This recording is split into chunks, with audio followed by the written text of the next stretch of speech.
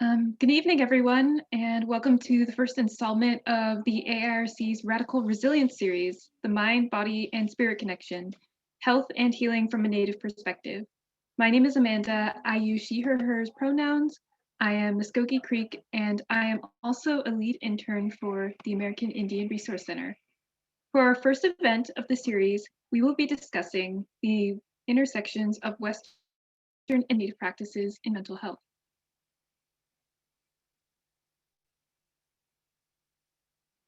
This event is funded by the Radical Resilience Initiative. This campus-wide initiative seeks to address historical systems of oppression through social justice, healing, and collaboration. We thank them for their support in this event. Before we begin, we'd like everybody to know that we are recording tonight's event. UC Santa Cruz is located on the unceded territory of the Awaswa-speaking Yupi tribe.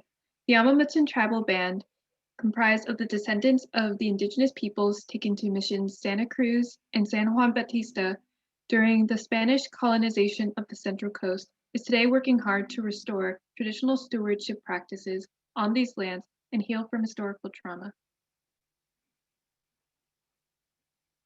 The AIRC is dedicated to supporting the needs of American Indian students at UCSC and is one of 6 resource centers on campus.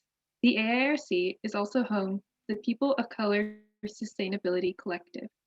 Throughout the year, we host speakers, workshops, and presentations that raise awareness about issues that pertain to Indigenous people. The AIRC Body, Mind, and Spirit series was created in hopes of educating our campus community on Indigenous understandings of health. Our goal with this series is to foster a holistic understanding of healing, expand understandings of health outside of Western practice, deconstruct stereotypes and stigmas surrounding Indigenous healing practices, and recognize Indigenous perspectives of health as legitimate and valid. I am honored to introduce tonight's speaker, Dr. Bonnie Duran. Dr. Duran is a renowned Native public health professor and practitioner who has pioneered the development and application of community-based participatory research and other forms of community-engaged research. She has also helped to articulate and disseminate the theory of historical trauma. The overall goals of Dr. Duran's research and practice are to work in partnership with communities to design treatment and prevention efforts that are effective, empowering, sustainable, and have maximum public health impact. If at any point during this event you have a question for Dr. Duran, please send a message to the Q&A box down below. We will do our best to ask your questions during the Q&A sessions following the presentation. Thank you. And now everybody, please join me in welcoming Dr. Bonnie Duran.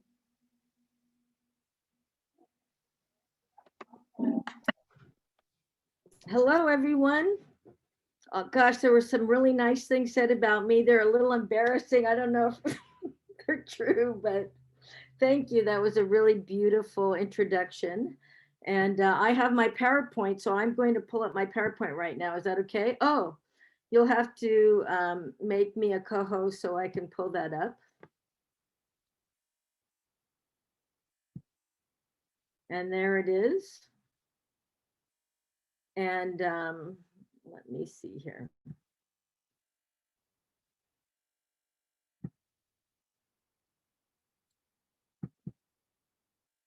Okay, let me go to.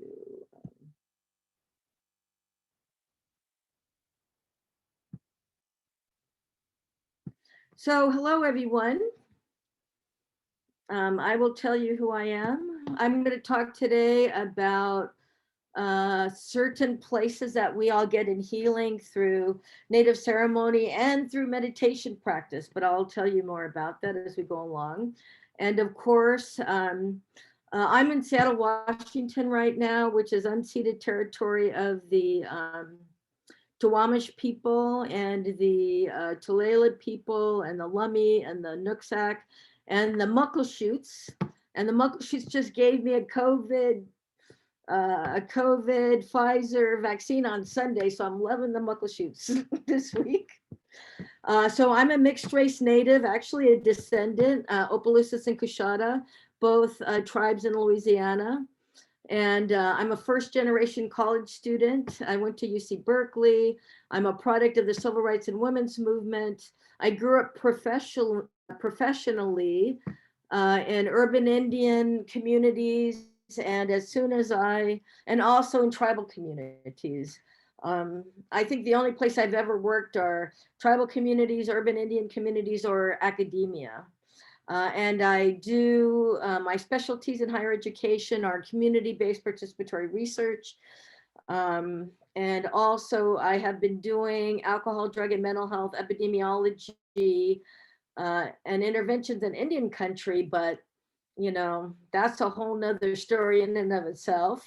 I hope someone will ask me about that too, about what really is what I'm hearing from my partners about what research really needs to get done in Indian country. And I think the reason I made it to be a doctorate of public health and a full professor within Western academia is right after finishing undergraduate school. A lot of my beloved white friends were going to Europe for the summer, and I said, I want to do that. And I bought myself a one-way ticket, got a job as a chambermaid, and through hanging out with world travelers and expatriates, I found my way to Nepal and India and Asia, and hung out with Tibetan people and learned to do mindfulness meditation in 1982. And that's what really allowed me to quit smoking pot and have a better approach to life, and allowed me to continue on into higher education. So what I want to talk today, this series is about mind, body, and spirit, and I'm mind. So I want to talk about how our minds got colonized.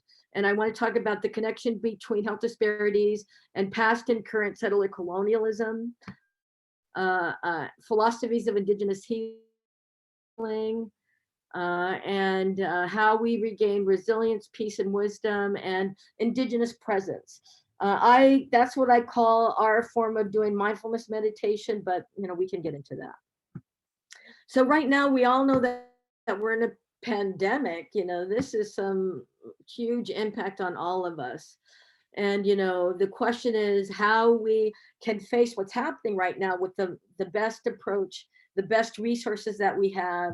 And I think this is showing us a lot about what resources we have, what it means to be a victim and to blame, or what it means to take our power and figure out how to help ourselves and help others.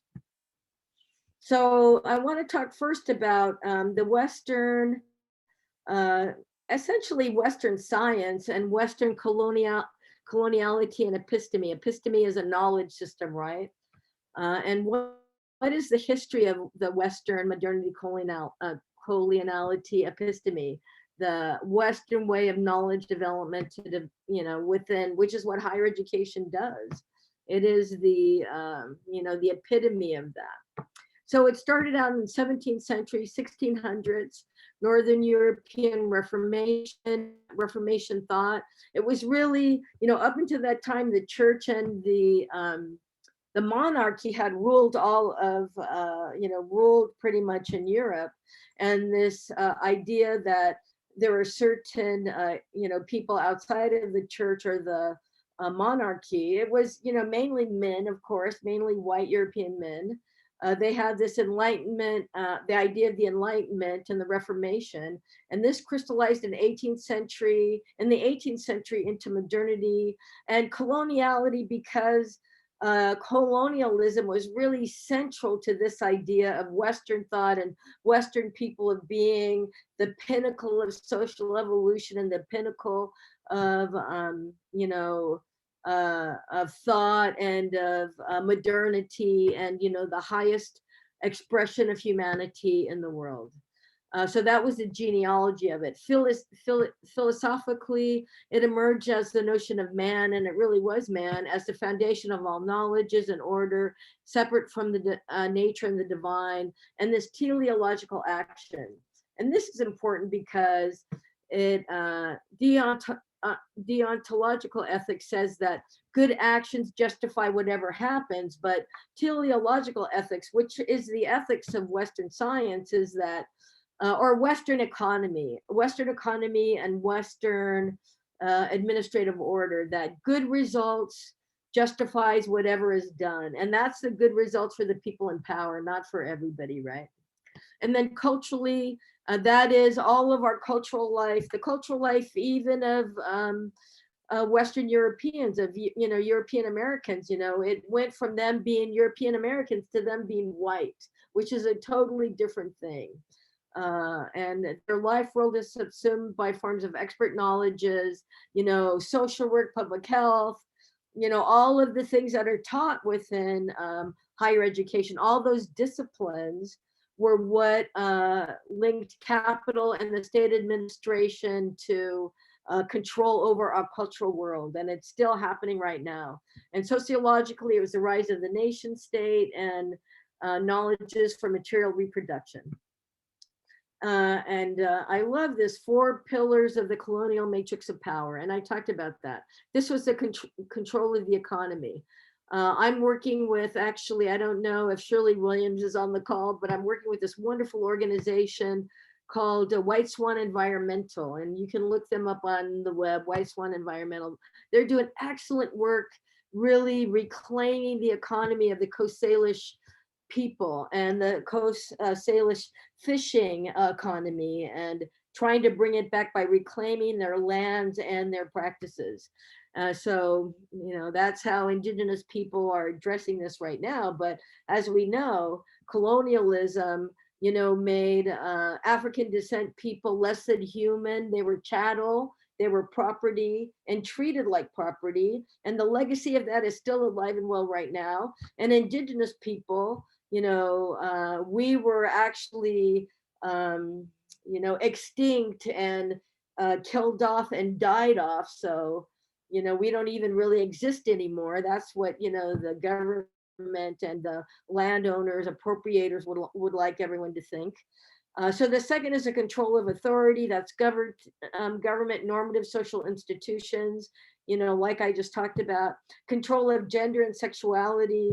Indigenous people were really very primitive because we had more than 2 genders. We had multiple genders that fit into our structure of society. And then control of subjectivity and knowledge. And that's epistemology, knowledge construction, and education, and the formation of subjectivity. Western knowledge thinks that subjectivity is universal. So, a white male professor sitting in, Seattle or Denver or anywhere could tell exactly what was going on with Indigenous people anywhere in the United States. That that subjectivity was universal. Yeah. So those were the 4 pillars of the colonial matrix of power. And, that had an impact on all of our social institutions. And one way to look at it is to look at the medical industrial complex, which is what we call it now. Here's an example of what how Western science played into those 4 pillars of the matrix of colonial power and of subjectivity and knowledge development. All early science was really developed to justify native land appropriation and African labor appropriation, turning African descent people into just chattel and making native people extinct. So here is what a lot of what knowledge development looked like. I worked and still actually work with the Navajo Nation a lot. And the founder of the Navajo Nation Institutional Review Board said, Bonnie, go find me some articles about why tribes need to have their own institutional review boards. And I found like 200 of these articles. If anybody wants access to them, I'm going to give Dr. Hernandez access, and she can give access to anyone who else wants it. Here's another example of it, just talking about how Native women were, promiscuous sexually and unclean and debased. I mean, this is what science was saying in order to justify settler colonialism. And there's, so much like this. I mean, look at this, the comparison of the intelligence of Mexican and mixed and full-blood Indian children. Who do you think was the smartest? Of course, the mixed bloods, right? Crazy, and more about how Native women were just the most debased. The reason why these articles were saying the reason why there's so much infant mortality and early deaths in Indigenous people is because Indigenous women didn't know how to take care of children. In 1491, Indigenous people in North America had a longer life expectancy than the European aristocracy, but science was finding that Native women didn't know how to take care of children. Crazy stuff. So here, so I'm a big, I'm an intellectual hoarder. So I have all these QR codes in this presentation. You can take your cell phone and go to your camera and just have your camera look at this QR code, and it should come up with a link that you could go to. For some reason, this one's not working. I think because for me, that is in there, yeah. Yeah, oh yeah, there you go. If you can see the entire QR code, it will take you to a website. And this is one of my, the woman that actually brought me to Seattle, wonderful scholar, Choctaw scholar, Karuna Walters, who does work about place-based interventions and place-based knowledge. And she developed this intricate, beautiful history through a Native lens. And you can go to it. It's on the Native American Philanthropy website, but you can have access to it there. Excellent review of what's happening. And, I want to talk about, what has been the impact of toxic stress? What has been the impact of colonialism on Indigenous people? I talked to some wonderful women this morning that this has also impacted our European American relatives. Not that, they can figure out how to do that healing, not that that's what I want to do, but it's also impacted them. And what has been the impact? Indigenous people came out with the theory of historical trauma, and that's the cumulative vulnerability of colonization. And I remember when we first came out with it in the 1980s and 1990s, all of these, actually even some Native researchers were saying, oh, that's American Indian folk wisdom, that's not really true, until the theory of epigenetics came up that absolutely proved, with Western science working, that it was true. And I want to say that, it wasn't science, it's not the scientific method that's wrong, it's scientists that are wrong. Linda Tuhiwai Smith, our wonderful Maori relative in Aotearoa, who came out with, Indigenous methodologies, says that it's not the methodologies that are bad, it is the mindset and the normative framework of the people using it. So, yeah. So what is the impact of historical trauma? And, one of my colleagues, dear colleagues, Tommy Lee Woon, came up with this understanding of prejudice, discrimination, and inequity in the body. I'm sure many of you have heard of somatic experiencing or somatic healing. He and his partner, Thea, were chairman of the board of somatic experiencing for like 10 years. They've left that organization because they think it's inherently racist and don't even recommend it, but a lot of this is based on the knowledge of how all of this stuff gets trapped in the body. So what is the impact of historical trauma? It is sheer exhaustion and burnout, overwhelm about the pervasiveness of prejudice, discrimination, hopelessness and powerlessness, a pattern of not speaking up, followed by a sense of resentment and shame, inability to recognize resilience, and withdrawal sometimes from one's own relationship with one's community. And what happens is, for normal people who don't have a lot of historical stress, which, I think most people do, what happens is, you're relaxed, you get triggered, some stress happens, you go into fight or flight or freeze or dissociation, the two trauma responses, And then after, you shake it off like animals do, or who's that woman who wrote that song, Shake It Off? You shake it off and then you release and discharge and you go back to being relaxed. But if you have a lot of accumulated stress, what happens is you get stuck in fight or flight. And we can see that in our own communities, that you'll say one thing that triggers someone to get way more angry than you would think is appropriate given what happened in the situation, but that's a trauma response. Or something will come up and we'll just leave there. I'm not sticking around for this. We go into flight mode and we just don't stick around to even argue our point or talk about how things might be understood differently. And then another response is we get stuck in freeze or dissociation. Dissociation is not even acknowledging what just happened, or we just freeze and can't respond to what's happening in the moment.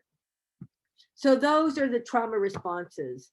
And, one response, I saw that you guys had talked about my background in community-based participatory research, and I'm happy to make a lot of resources around CBPR available, but I want to talk about that as a response to Western knowledge construction that is based on all of those historical events that happened in the past. So CBPR is an alternative to that totally Western knowledge construction, and it's where partnerships, approaches to research equitably involves community members, organizations, or organizational representatives and researchers in all aspects of the research process. Right now, I'm doing Novavax vaccine research with the Lummi tribe, with the Nooksack tribe, and they've come out and said this, so I can say that.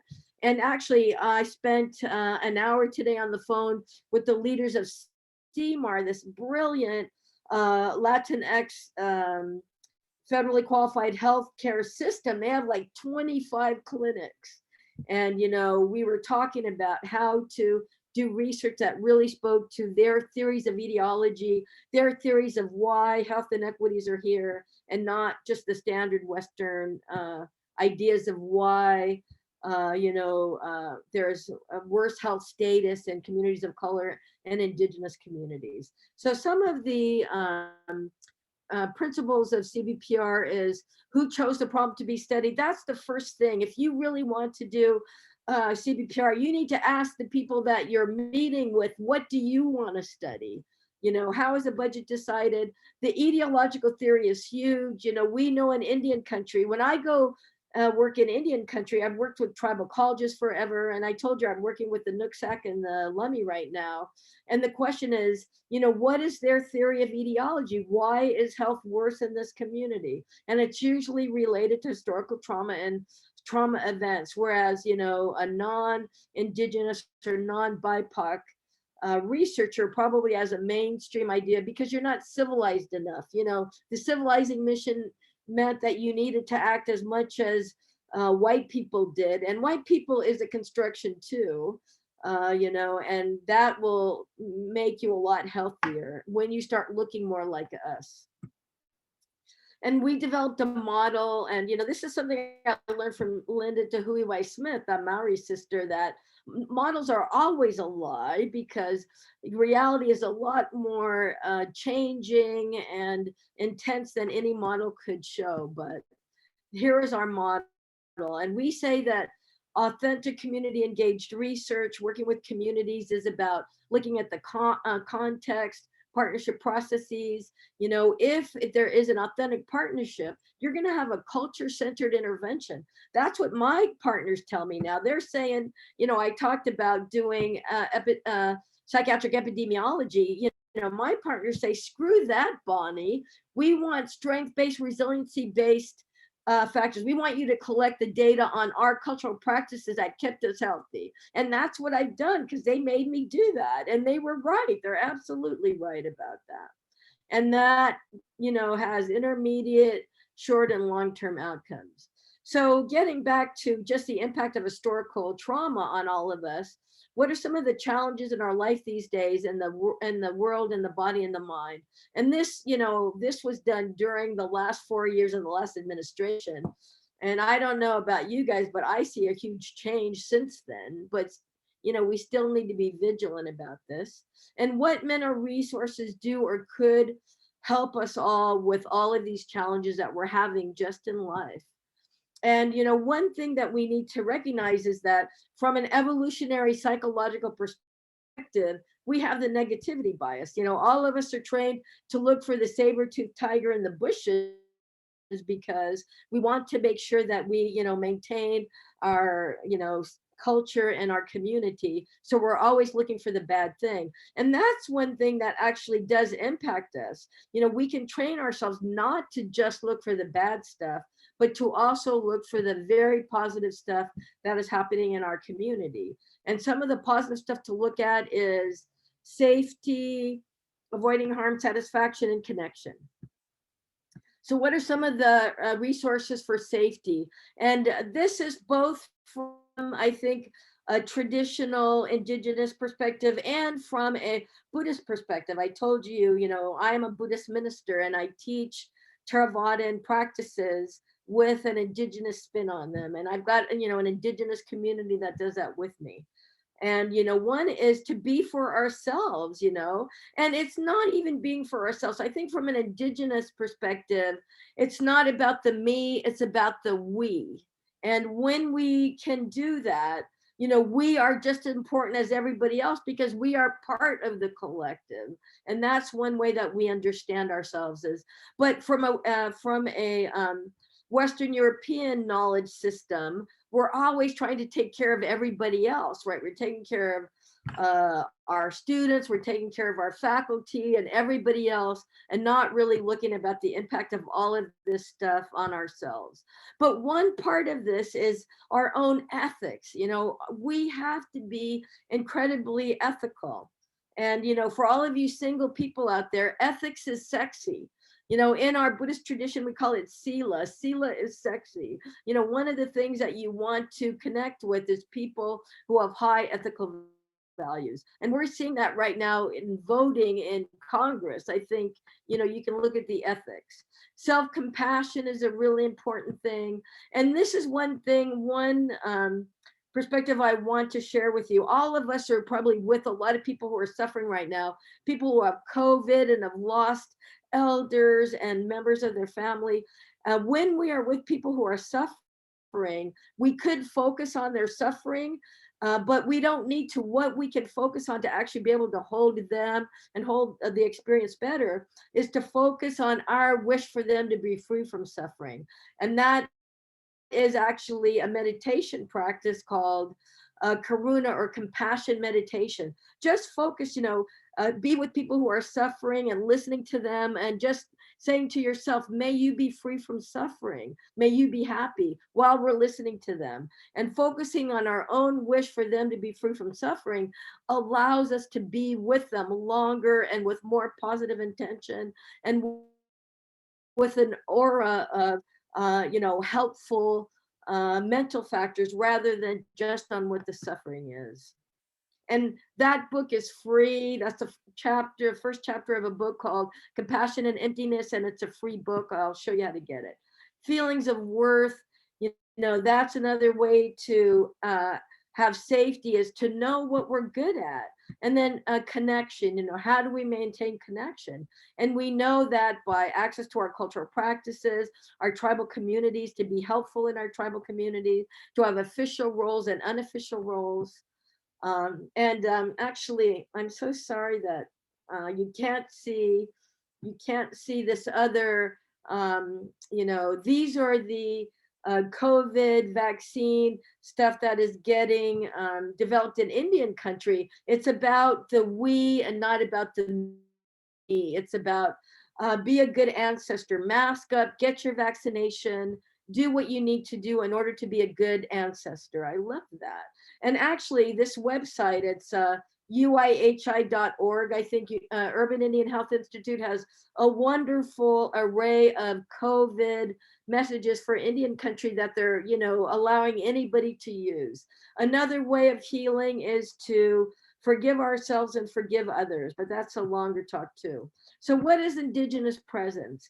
And this is essentially mindfulness. And, mindfulness has been totally, commodified by the medical industrial complex. I've taught with John Kabat-Zinn. That's another big, story I could tell you. But, what is this presence? It's an epistemology of the global South. All of our native ceremonies are epistemologies of the global South. We, people of color in the US, BIPOC people are a global South within, the global North of the United States. And, this is a real important thing I'm going to say right now. We have multiple knowledge systems. Western knowledge is about a conceptual mind, about concepts and naming things and counting things. But we also have this other intuitive knowledge system, which is where healing comes from. And that is an embodied knowledge system, which is where all of our ceremonies take us. And it's where mindfulness takes us. It is an intuitive knowledge system, embodied.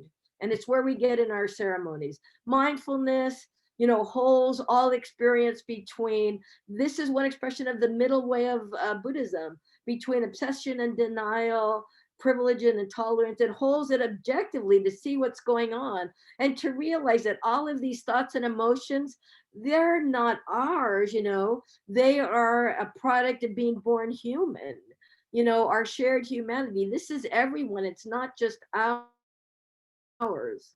And there's 4 contemplations in mindfulness: knowing the body, knowing feeling, which is really huge, about whether an experience is pleasant, unpleasant, or neutral. That's a huge determinant of how we walk in the world that we don't even notice. Mind contemplations, knowing if our mind is contracted with greed and delusion and anger, or whether it's an expansive and open, and then other mental factors that all humans have. And when we practice meditation regularly, it builds up concentrations, clarity to know what's happening in the moment, and equanimity, the ability to be with what is without, getting so upset for having a crazy president for 4 years. Excuse me, my Republican relatives who might have supported him on the call, I apologize, but that was my experience of it. When I wasn't equanimous, it drove me crazy. And then, so here is another important process of a Theravada mental health system, is to know, according to Western knowledge, according to Theravada Buddhism, there's only 52 things that could be in your mind at any time. And, I love it. I actually taught courses at Sitting Bull College. My sister actually teaches there. And I've done research with them. And I found this, these Lakota, Dakota values, and they're like exactly what the Buddhist positive mental qualities are too. I just was so happy to see that. And what the practice is, both in our Indigenous ceremonies and in our meditation practice, what we're doing is we're strengthening the really positive mental factors, and we're seeing all of the negative ones and letting them go, having them become weaker and weaker in this heart, mind, body system. And the more positive mental qualities we have, the happier we are, and the easier it is to be in this crazy world. And so this is the Lakota way to do it, and this is the Theravada Buddhist way. It's pretty much the very same qualities of mind, and how to make them stronger and develop them. And you can download this book. It's an excellent book. The guy who wrote this book, listening to any of his Dharma talks are all free. He's a shaman. He was a British working class dude who moved to Thailand when he was 20, and he's 70 now. He is, deep and, an embodied expression of this wisdom. And if you listen to his talks, they're excellent too. He's the one that told me, Bonnie, you need to give more authority to chitta, which is that other knowledge system, that heart body knowledge system. He said, you're too much of a professor. You need to let that go.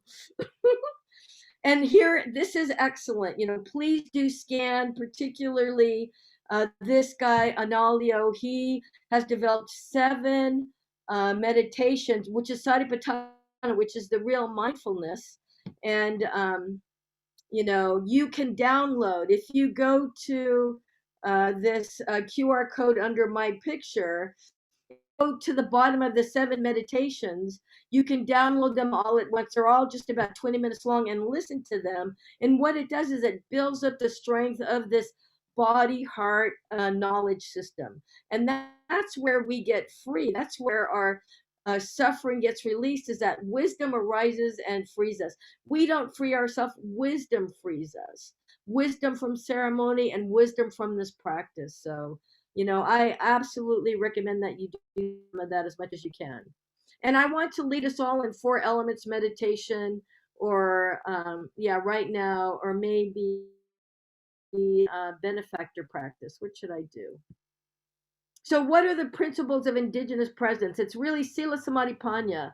And, ethical conduct is huge. And because karma is real, you have to be aware of what your speech, actions, and, what you're doing in daily life. I'm a, mixed race woman of color, but because I do mindfulness and I'm trying to be mindfulness all the time, I see racism, sexism, homophobia, ageism, all of those things. I see them in this heart and mind all the time. But because I see them, I can say, I see you, settler, when they arise, and I don't act on them.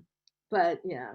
So it's, having a sila, ethical conduct, training our minds, traditional ceremony, mindfulness, daily practice, training our mind on a daily level, and then wisdom, opening to wellness internally, understanding. And these are the 3 big, the 3 big wisdoms that we need to know intuitively and not cognitively. That is that everything is impermanent, that that nothing in our conditioned world will give us ultimate happiness, and that we're not the individual people that we think we are. Here is loving kindness meditation. This is an excellent, another form of mindfulness or meditation in this tradition. It's excellent. So you might want to scan this. And this is just a list of free guided meditations that any of you could use to, practice loving kindness or any of the divine abodes meditations. And here's another one. Actually, this retreat center, there's a wonderful retreat center in Santa Cruz. And this place, Audio Dharma, the people who run this have a retreat center in Santa Cruz. And guess what? It's free to go to. So you should know about this place and hear about it. And you could contact the person who developed it and say, I'm from the Indigenous community at UC Santa Cruz, and I want you to help train us in this meditation. And he would do it in a second. He would do it in a second. He actually is a highly evolved human being. He's from Norway. So I think that's the end of my presentation. And so I think I'm going to lead us all right now in a little bit of meditation. And then after that, we can have some questions and answers. But I want to ask, Rebecca or any of the other wonderful moderators, if there's any questions or anything you want me to address before I do the guided meditation. Hi, Dr. Duran. I think we should just go right into the meditation. Okay, let's do it then. Thank you. Okay, so let's come into a whole body awareness. Let's come into a whole body awareness. And, one of the things that we know in our Indigenous ceremonies is that I've never been to an Indigenous ceremony that didn't somehow involve the 4 elements. I've sun danced for many years in South Dakota. I've been to many Native American church ceremonies, sweat lodges. Our research center actually has sweat lodges once a month as part of, what we do in our center. Karuna Walters does that. She's a medicine woman and an incredible scholar.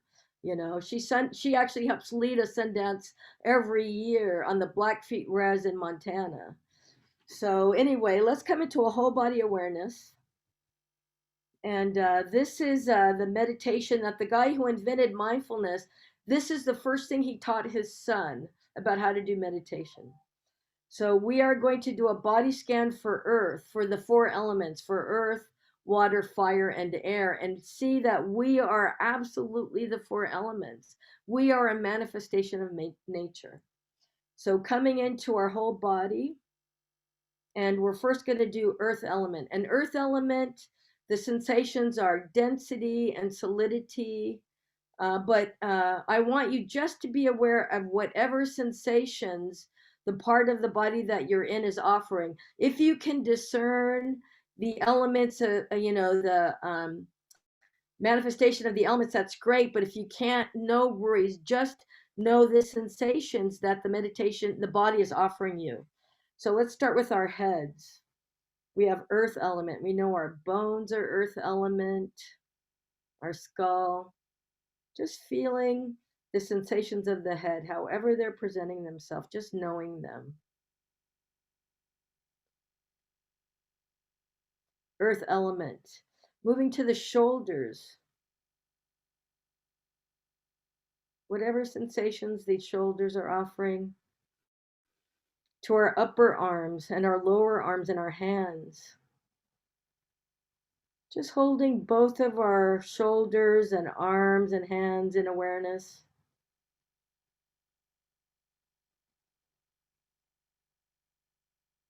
Earth element. Coming to our upper torso.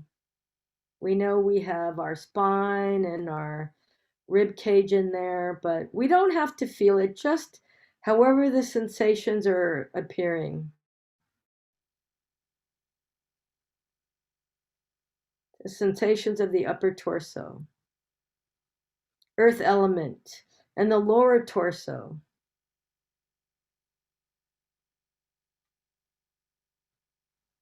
Earth element.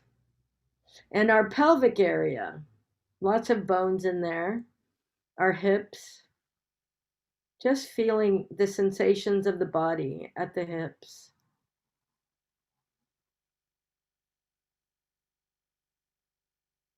Earth element. And the upper legs. And the knees. And the lower legs. And our feet. Thank you, feet. Just holding both of the legs and feet in awareness. Hardness and density. Just knowing the sensations. Earth element.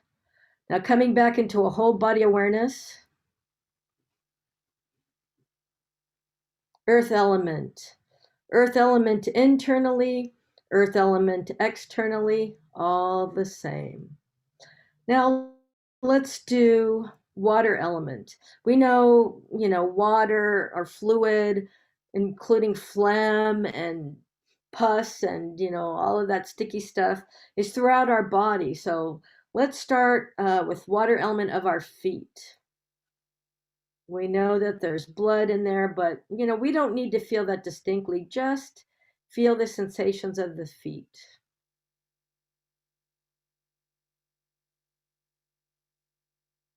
Water element to our lower legs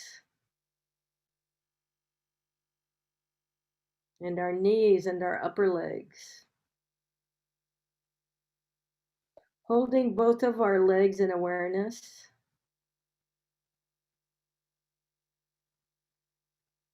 Water element. Moving up to our pelvis, our hips. I'm sure I'm not the only one that has water coming out of there pretty often. Just feeling the sensations of the hips.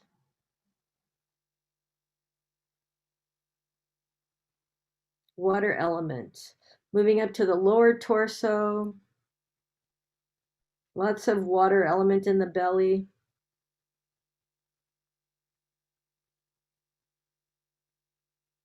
To the upper torso.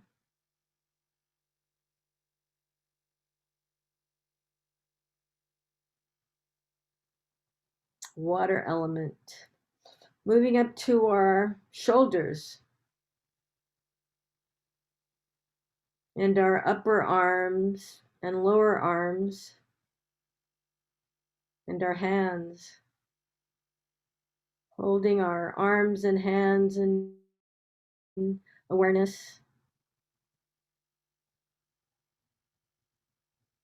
Water element.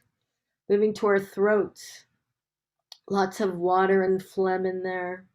A passageway for that. Moving up to our heads. Feeling our faces and our mouths. And the side of our heads and the back of our heads. Knowing that our brains are swimming in water. Just the sensations of the head. Water element. Coming back to a whole body awareness.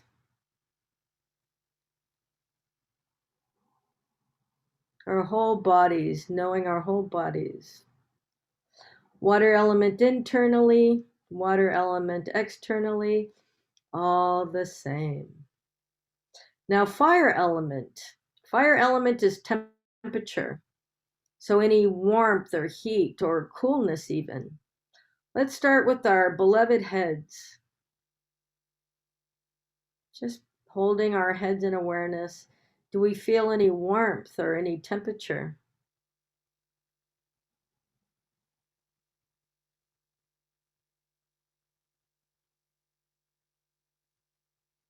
Fire element. Moving to our neck and our shoulders.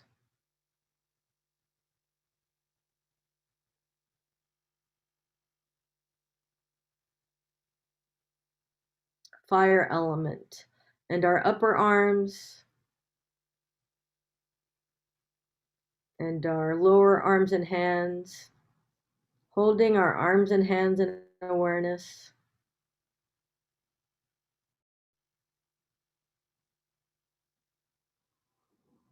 Fire element. And our upper torso.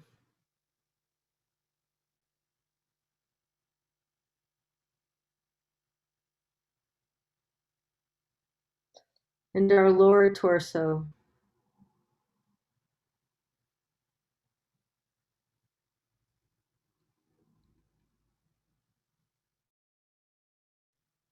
Holding our torso in awareness.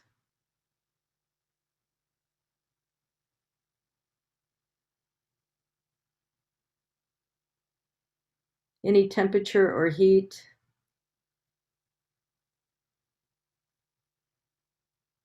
Fire element. Moving to our hips.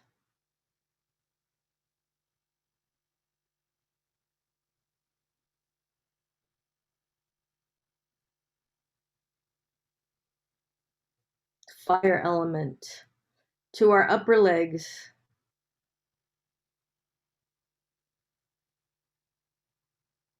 And our knees and our lower legs.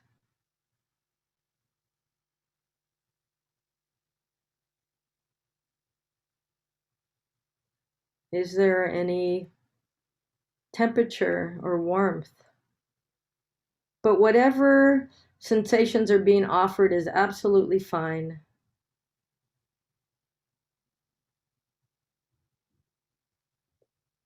And then moving to our feet.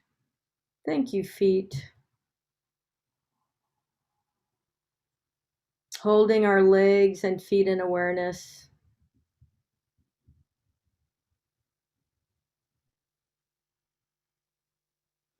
Fire element. Coming back to a whole body, holding our whole body in our loving awareness. Connecting with our whole body. Any warmth or temperature.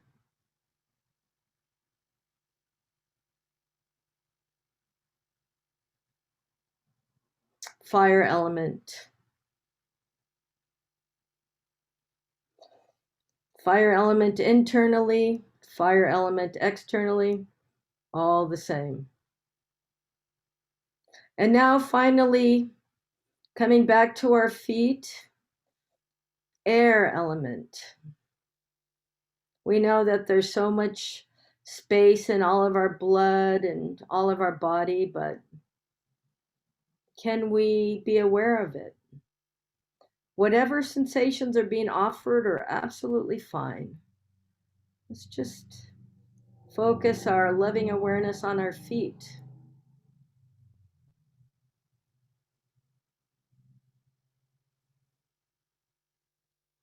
Air element. Moving up to our lower legs.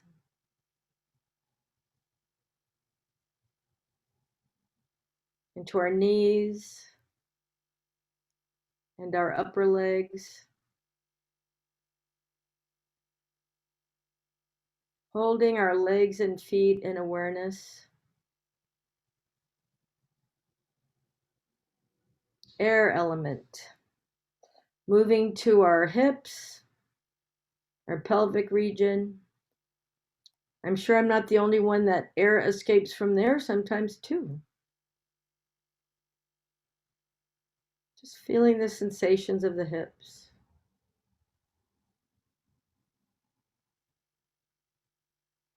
Air element. Moving to the lower torso. One of the manifestations of air element is movement. And oftentimes, one of the best anchors for meditation is just feeling the breath at the belly. Feeling the air element as it moves the lower torso. Every single breath is totally different, but oftentimes we can't see that. Just feeling air at the lower torso.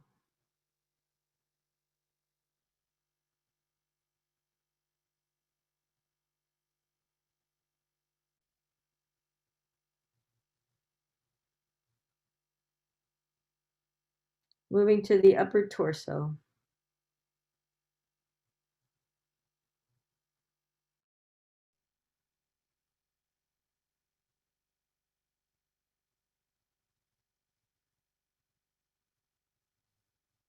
Holding the whole torso in awareness. Air element. Moving up to our necks. Air coming through there constantly. Moving to our shoulders and our upper arms and lower arms and hands. Holding our shoulders and arms and hands in awareness.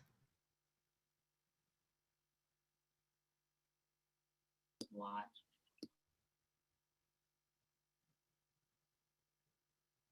Air element. Moving up to our heads.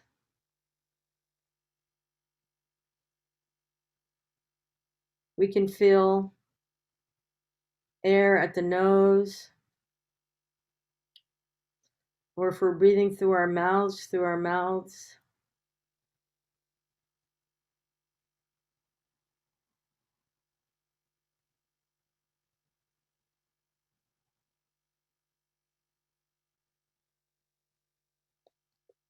Feeling our face and the sides and back of our head and the top of our head.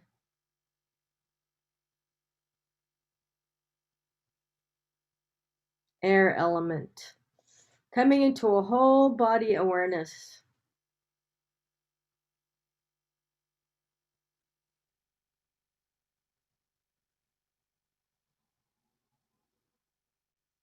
Air element internally, air element externally, all the same. Now just resting in this spacious awareness.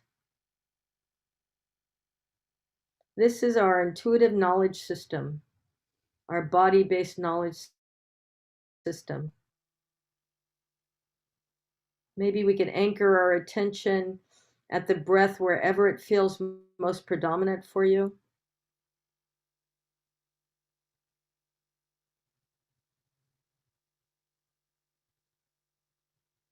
And when your thinking mind starts, tell your thinking mind, I love you, thinking mind, but we are going to hang out at 5:30. I promise. We're going to have a date at 5:30, but right now I'm hanging out with my other intuitive awareness.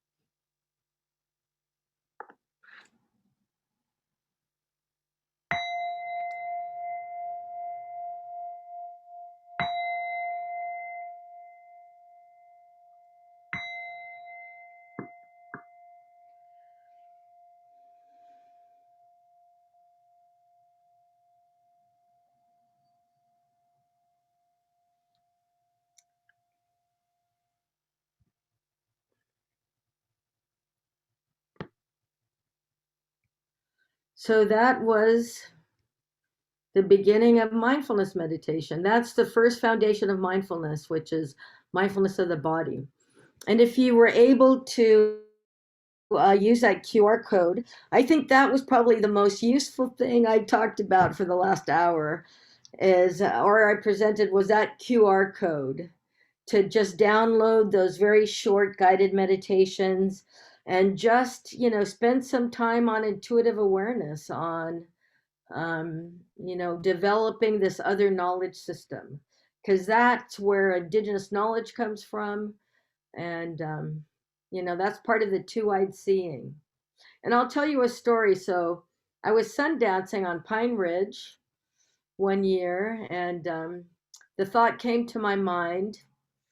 And I had started meditating actually before I started sundancing.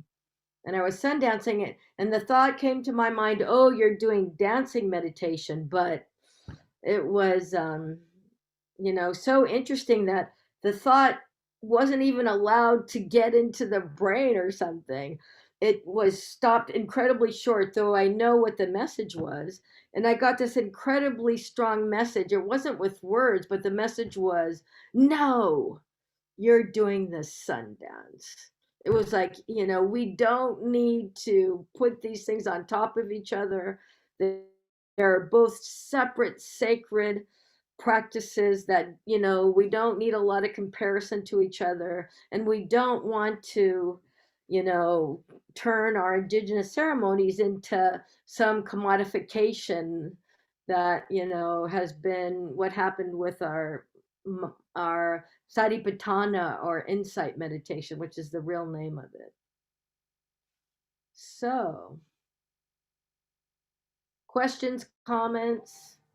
And, I know that there's a lot of people who have joined this who also have a lot of knowledge and awareness. And, just as you're going to ask me questions, if you have some brief insight to share or perspective to share, that's one of the principles of CBPR, but of, knowledge democracy. That's a big, huge movement right now, knowledge democracy, that we absolutely respect, the epistemologies of the global South and these other ways of knowing the world. So, I want to do that here as well.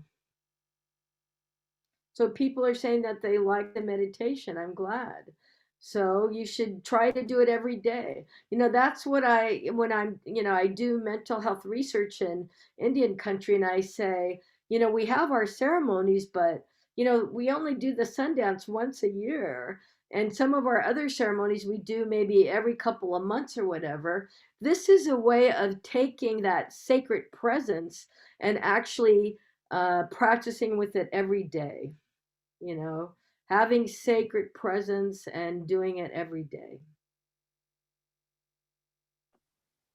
Thank you so much, Dr. Duran, just for that presentation and for that beautiful meditation. I can just see in the chat it's made an impact on people, and I hope it's something that they can take home with them.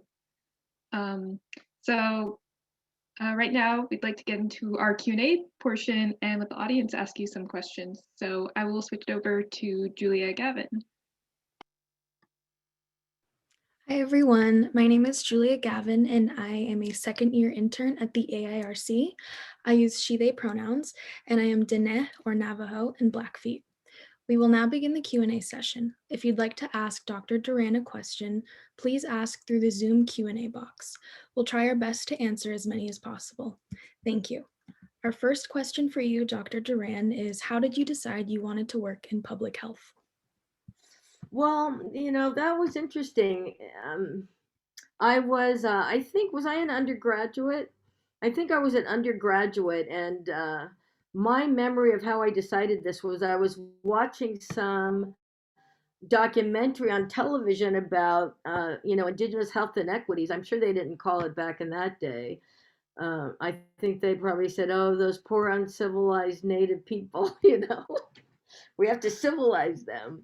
And I knew that what they were saying was wrong, but I also knew that, wouldn't it be great to actually have a job that I could be paid for doing social justice work? I feel like I am so lucky that I get to do social justice work for a living. And so that came to me. It was like something that just came to me. And I, got an undergraduate degree in public health and never turned back. Yeah.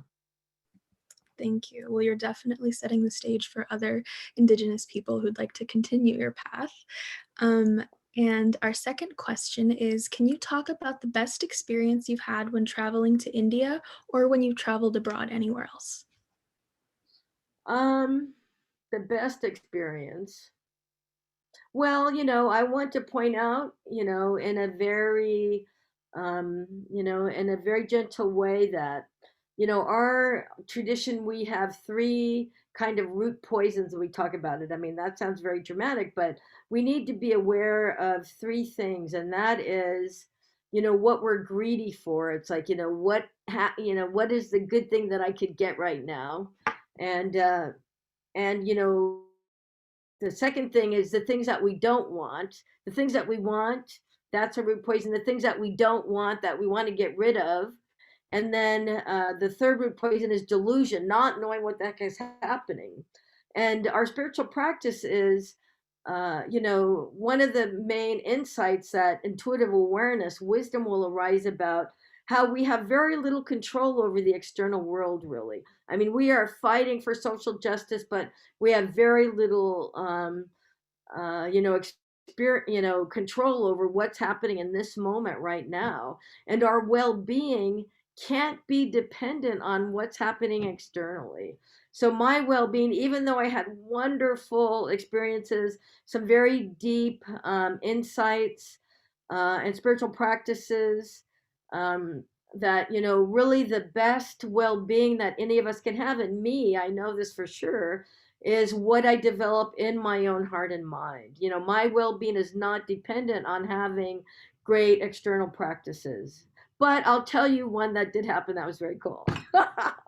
So I went to, in 1982, I went to Nepal. And as soon as I got to Nepal, I checked myself into a Tibetan Buddhist monastery. So there, and I had lived in Europe for like 6 or 7 years. And, I mean, not too many people in Europe looked like me. But when I got to Nepal, everybody looked like me. And they saw it too. As soon as I would start talking to them, they'd say, what's that accent that you have? Because they had never seen an American that looked like me before.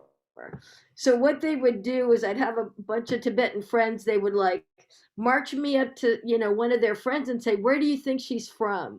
And they'd say, oh, Bhutan, or, up the road in Pokhara, I mean, some indigenous Nepalese and Tibetan place. and they would say no, no, and they'd say, okay, say something. So I would start talking English with my American accent, and all of their minds would be blown because they had never seen anyone who looked like me, who looked like them, who had an American accent. So that was pretty cool. So I felt like really part of the family then, Yeah. Yeah, thank you for that. And I think I'm echoing the sentiments of the audience when I say I could listen to your wisdom forever. But we have another question. So that is, how do you think or feel that the changes in science, namely quantum physics, have the capacity to change the perspectives of scientists right now?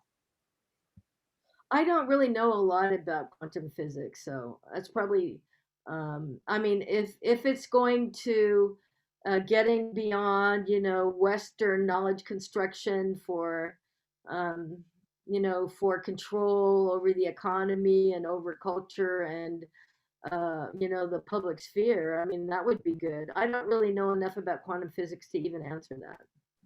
That's fine, thank you. We'll just continue on.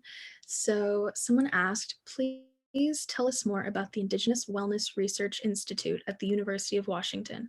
What kind of projects do you work on there? Well, all of us, there's probably 5 Indigenous scholars that work there. We have one actually Native Hawaiian guy, Mike Spencer. He's wonderful. He actually developed interventions like Hawaiian dancing as a impact on diabetes and stuff like that. It's like going back to cultural practices, cultural revitalization as an approach to wellness.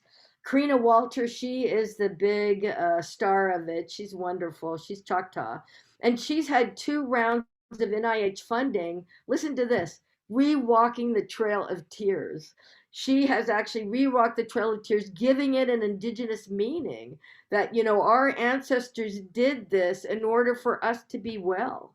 They were being good ancestors when they were trying to save all of our lives by complying with what those crazy, military people were doing to us at the time. And, she's also one of the leading people developing place-based knowledge, that you have to be in a place using intuitive awareness to know what's happening, what can be your well-being and your wellness, and, trying to change NIH and Western knowledge in that direction. She is badass. Her pronouns are definitely they, them, badass. and then, Tessa Evans Campbell, oh my God, she's got wonderful papers on, she's actually the Associate Dean for Academics of our School of Social Work, and she's on her tribal council. She's on the Snohomish Tribal Council, and she's written wonderful papers on historical trauma. She's actually doing research with one of the boarding schools, traditional boarding schools. She actually grew up and she was in foster care for a while, and came back to get a PhD in social work and is doing research around, child maltreatment and the impact of historical trauma on kids, because, she lived that, and she's incredibly successful and loving and wise right now. I mean, talk about Indigenous healing. That's where that you could see that. And Angelique Day, oh my God, Angelique Day's badass. She was also, adopted. She was actually adopted out from her Indigenous roots. And she is now doing policy research on Indian child welfare to make sure that it is honoring Indigenous ways of knowing and Indigenous tribal sovereignty. She's one of the leaders of that. And then we're just bringing on this new guy. I love him. I've worked with him quite a bit. Roberto Oriana, who is the head of research at Portland State University, but we just recruited him, and he's starting at Erie in actually a month and a half. He's from Guatemala, but he's Indigenous Guatemalan. So he is actually teaching Latinx people, the history of the colonization of Mexico and Latin America. That's a whole nother story. And I'm actually writing a paper right now about historical trauma with my 2 Indigenous Latinx partners, friends, we're writing a paper on that. And he is really working with that very closely. But he works with Indigenous people to be able to share that with, Indigenous people from Mexico and Latin America. He's really doing excellent work that way.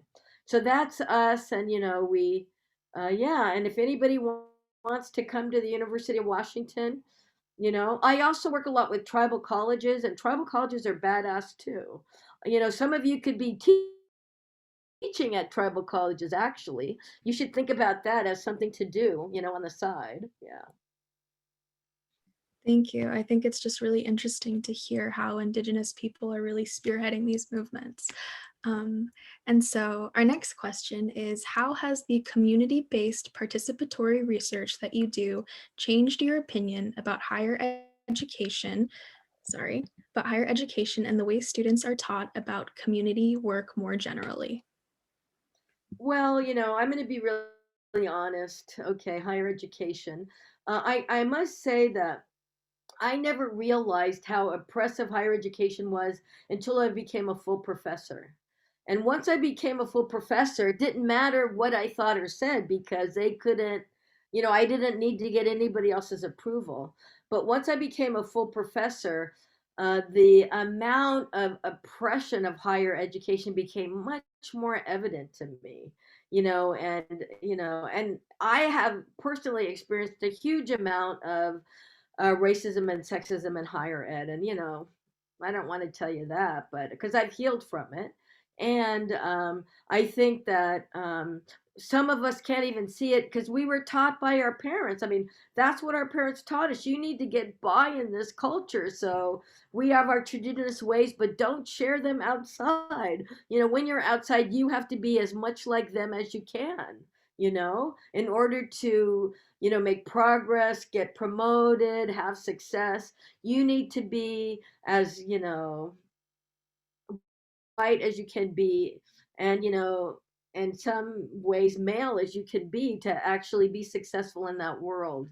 And, there's some theories out there. There's this theory called moral injury. When all of us, we want, I mean, that's what the meaning of our lives is to help our communities and to end suffering and to increase our well-being and our quality of life. And then we're within a system that really prevents us from doing that. And we get moral injury. It's like we get so like, what am I doing here?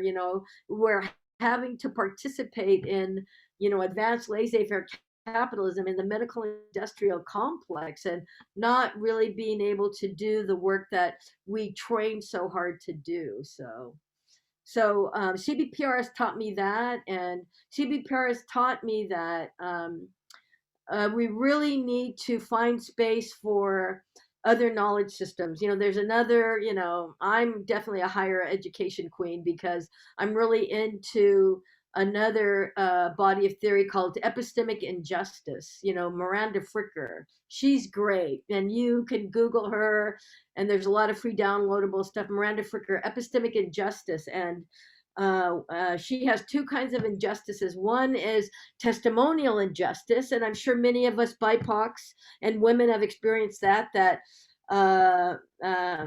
testimonial injustice is that people don't believe what you say just because of your social location, right? You're a woman, you don't know what you're talking about, or you're a BIPOC person, we don't believe you.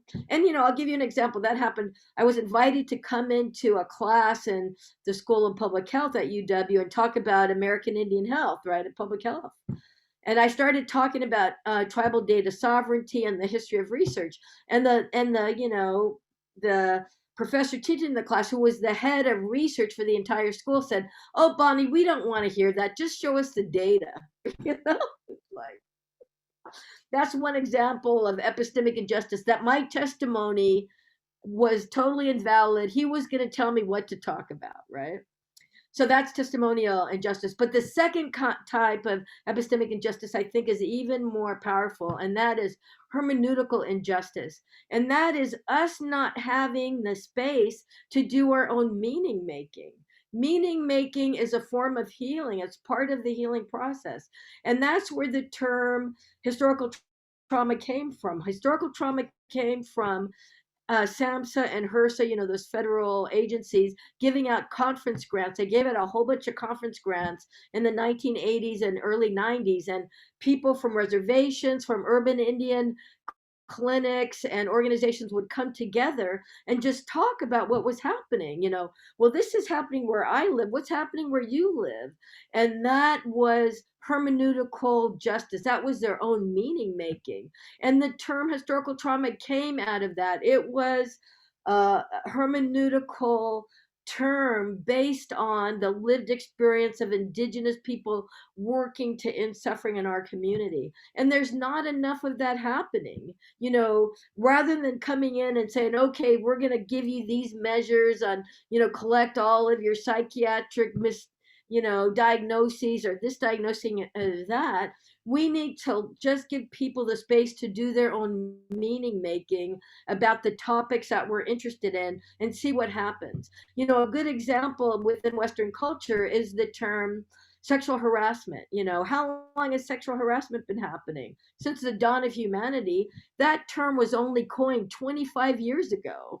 You know, how many terms like sexual harassment are out there that need to be developed and need to be, created? Well, thank you so much for all of that. Unfortunately, we are out of time for the rest of the Q&A, but thank you again. And I'm going to hand it over to Amanda. Yeah, thank you, Julia, for facilitating. And thank you to you, Dr. Duran, just for all of your responses and your insights. We really appreciate you being our guest here tonight, and we're just truly grateful for your presence here. Well, thank you. And you are all of your pronouns should be she, her, they, them, he, him, badass. You know, just the fact that you're even doing this, you know, you need to honor yourself for doing it. Absolutely, yeah. Thank you. Thank you so much. As for the rest of the audience, if any of you are interested in a career in social work or psychology, contact Rebecca Tibang at rtivang@ucsc.edu. We will post her contact info in the chat box.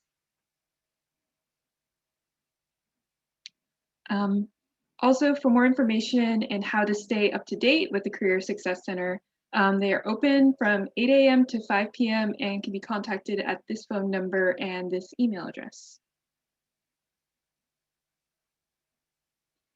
If you would like to stay updated on what's happening with the AIRC, we have a Facebook, Instagram, and a website where you can sign up for our weekly newsletter. We also have a YouTube channel where you can watch recordings of our previous virtual events. Tonight's event. I also have a Facebook page and invite you all to friend me too. Oh, that's amazing. Yes, everyone, please follow Dr. Duran. If you'd like, you can post that info in the chat box as well. Tonight's event will, also as a note, tonight's event will be recorded and uploaded to our YouTube channel sometime next week. We will also be sharing it via email with everyone who is registered for tonight's event. Please be sure to complete our event evaluation form. We really appreciate your feedback so we can continue to improve our events. All UCSC students who fill out are eligible for a $50 Target E gift card, so you do not want to miss out on that. Sarah will be posting the link to that evaluation in the chat. So our next series will continue next Friday with Native women health practitioners Dr. Morrissey and Dr. Martin to share their perspectives. If you haven't registered yet, we will drop the registration link for these events in the chat. We hope to see you there. So like Dr. Duran was saying earlier, we would like to recognize the entire AIRC and POCSC team who continue to work and organize this event today. And of course, our event would not be possible without our in-house Zoom expert, Gemzy Ortiz, our program coordinator, and our outstanding director, Dr. Hernandez. Thank you again, everybody. Take care and good night. This joy that I have, the world didn't give it to me. Oh, this joy that I have, the world didn't give it to me. Don't you know that this joy that I have, to me. Oh, I said the world didn't give it, the world can't take it away. Oh, this strength that I have, this strength that I have, this strength that I have. Oh yeah, now the world didn't give it to me. World didn't give it to me. This strength that I have. Oh yeah, the world didn't give it to me. The world didn't give it to me. This strength that I have. Oh yeah, the world didn't give it to me. Oh, I said the world didn't give it, the world can't take